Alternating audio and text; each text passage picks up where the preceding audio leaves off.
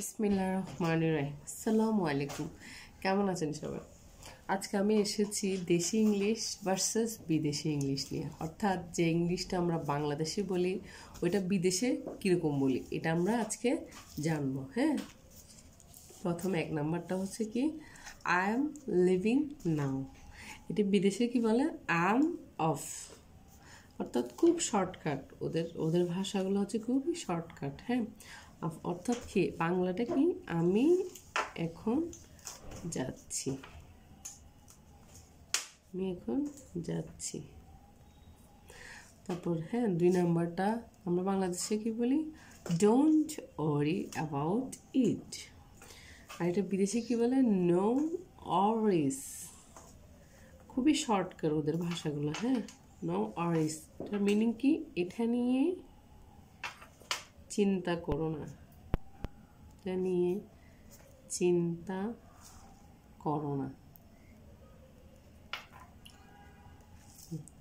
তারপর 3 নম্বর হচ্ছে আমরা বলে থাকি আই এম নট শিওর। হ্যাঁ, এটা ওরা বলে আই এম নট সার্টেইন। তারপর এটা মিনিং কি আমি নিশ্চিত নই, নিশ্চিত নই। তারপর আরেকটা হচ্ছে 4 নম্বরটা ইটস টু এক্সপেন্সিভ। এটা আমরা বাংলাদেশে বলে থাকি, এটা বাইরে বলে its way to pricey, its way to pricey. অর্থাৎ এটা বাংলা হচ্ছে এটা অনেক দামি।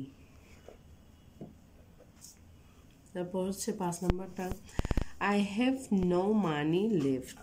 এটা আমি বাংলাদেশে বলে থাকি, আর এটা কি ইংরেজিটা হচ্ছে আই এম ব্রোক। আমরা বাইরের দেশে বলে, এটা অর্থ হচ্ছে আমার কাছে